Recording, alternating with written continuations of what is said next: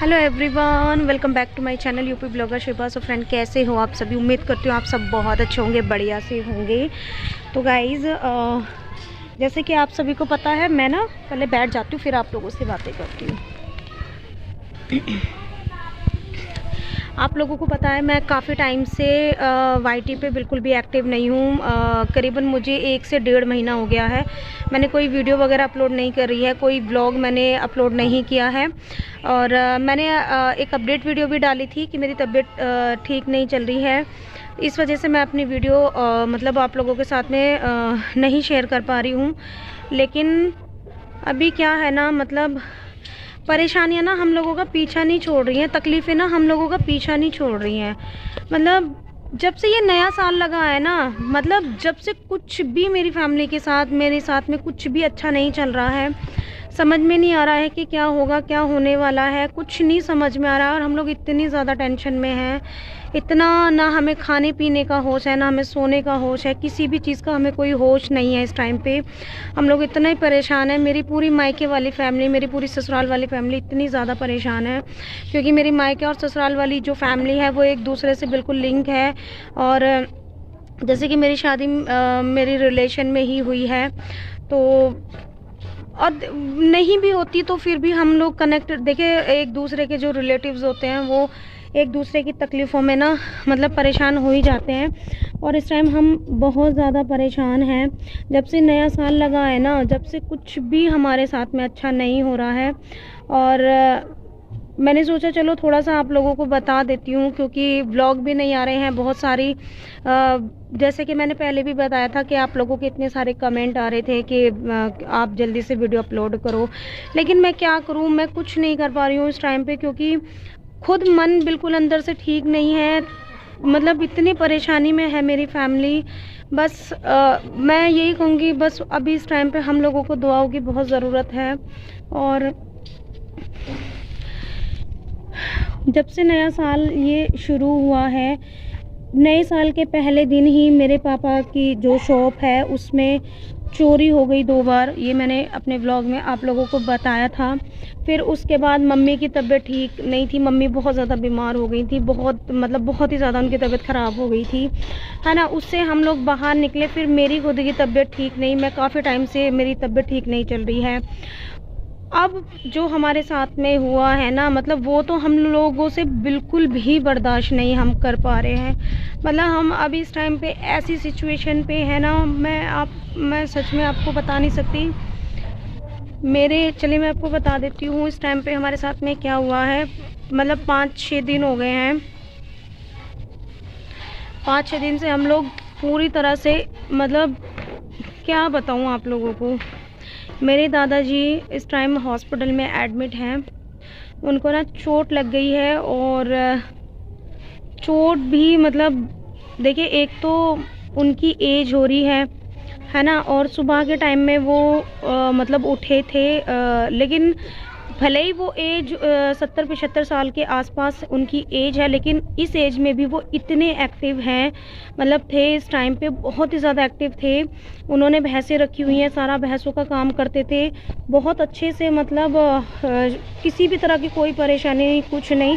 अचानक से संडे वाले दिन सुबह वो सो के उठे, मतलब टॉयलेट के लिए गए, टॉयलेट करके आए वापस, और आके ना लेट रहे थे मतलब चारपाई पे। तो उनको ना वो चारपाई पे बैठ नहीं पाए, पता नहीं क्या हुआ क्या नहीं उनके साथ, कुछ नहीं मतलब किसी को पता। चारपाई पे वो नहीं बैठ पाए, वो नीचे गिर गए। और उनको ना इतनी ज़्यादा चोट आ गई, मतलब उनकी जो ये रीढ़ की हड्डी होती है ना, मतलब रीढ़ की हड्डी जो जॉइंट होते हैं ना वो हट गए हैं। और उनकी जो नसें हैं ना वो डैमेज हो गई है, जिससे उनका बिल्कुल जो शरीर का निचला हिस्सा होता है ना वो बिल्कुल मतलब उसने काम करना बंद कर दिया है। उनके पैर वगैरह बिल्कुल भी नहीं हिल रहे हैं। और इतनी तकलीफ़ और इतनी ऐसी सिचुएशन हमने कभी नहीं सोचा था कि ज़िंदगी हमें ये दिन भी दिखाएगा। और उनको ना हम तकलीफ़ में देख के ना हम लोग अपनी तकलीफ़ मतलब झेल नहीं पा रहे हैं। उनका रोना, उनका दर्द हम लोग बिल्कुल भी बर्दाश्त नहीं कर पा रहे हैं इस टाइम पे। और फिर सुबह सुबह फ़ोन आया कि ऐसे ऐसे बात हो गई है पापा का, और हम लोग यहाँ से भागे चले गए। सब लोग, पूरा परिवार इकट्ठा हो गया, चाचा बुआ वगैरह, हम लोग सब पहुँच गए उनको देखने के लिए। उस टाइम पे वो इस तरीके की बातें कर रहे थे ना कि मैं जा रहा हूँ, मैं नहीं, बस अब मेरा टाइम, मतलब मैं बयां नहीं कर सकती उस टाइम पे वो तकलीफ़। देखिए जाना सबको है, जाना सबको है, लेकिन जब अपने चाहे कितने भी बूढ़े हो जाएं, कितने भी वो हो जाएं, और हमारे हैं इस टाइम पे, और बहुत ही ज़्यादा जिस टाइम हम उनसे मिले, उनसे बात करी, तो मतलब आंखों से ना आंसू रुक नहीं रहे थे। बहुत बुरी सिचुएशन, मतलब बहुत बुरा लग रहा है उनके लिए कि इस उम्र में आके वो मतलब इस हालत में हैं। और जिस इंसान ने कभी डॉक्टर के नहीं गए, कभी हॉस्पिटल के मुंह नहीं देखा, आज वो इस उम्र में आके आईसीयू में हैं।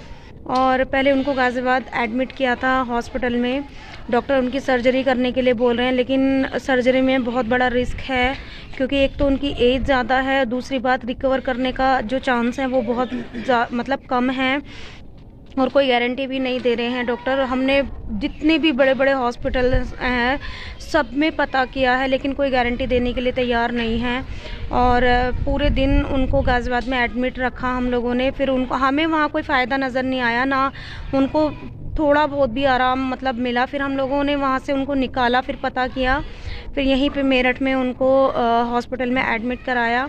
और संडे की रात को, हाँ संडे की रात को हम लोग उनको ले आए थे, 11 बजे के आसपास उनको हमने यहाँ पर एडमिट करा था। तो जब से आईसीयू में हैं, और मतलब आईसीयू में किसी को जाने भी नहीं दिया जा रहा है, और मतलब समझ नहीं पा रहे हैं क्या करें, इस तकलीफ़ को झेल नहीं पा रहे हैं, है ना। क्या होगा और क्या नहीं होगा कुछ पता नहीं चल रहा है इस टाइम पे। बहुत ज़्यादा हम परेशान हैं, बहुत ज़्यादा तकलीफ़ में हैं इस टाइम।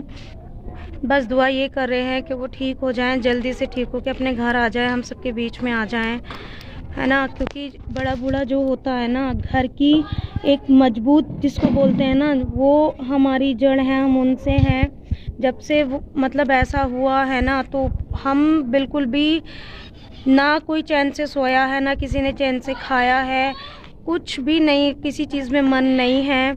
और मैं आ गई थी संडे की रात को ही, मैं वापस आ गई थी घर से, क्योंकि हॉस्पिटल वगैरह खाना पीना मैं यहाँ से बना करके भेज रही हूँ सब लोगों को। खा पी तो कोई नहीं रहा है, लेकिन ऊपर वालों को तो देखिए थोड़ा बहुत मतलब हिम्मत रखनी पड़ेगी ना। और देखने भी नहीं दे रहे हैं हॉस्पिटल में, और मैं जब से उनको गई भी नहीं हूँ, सिर्फ वीडियो कॉल पे ही मैंने उनको देखा था। इस टाइम पे हम, मेरे परिवार को ना बहुत ज़्यादा ज़रूरत है आप लोगों की दुआओं की। प्लीज़ दुआ करें आप लोग के, बहुत बड़ी मतलब जिसको बोलते हैं ना, परिवार के ऊपर इतना बड़ा संकट आया हुआ है।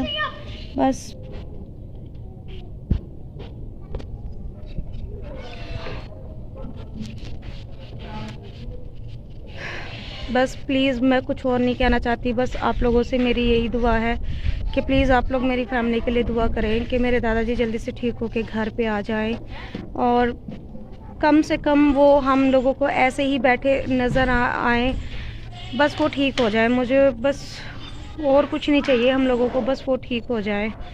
बस मुझे आप लोगों के साथ में यही शेयर करना था कि इस टाइम हम लोग बहुत तकलीफ़ों से गुज़र रहे हैं, हमारी फैमिली बहुत दुखों से गुज़र रही है, बहुत परेशान है पूरी फैमिली, बिल्कुल बट गई है। आधे लोग हॉस्पिटल में हैं, घर में भी जो लोग हैं वो सुकून से नहीं हैं।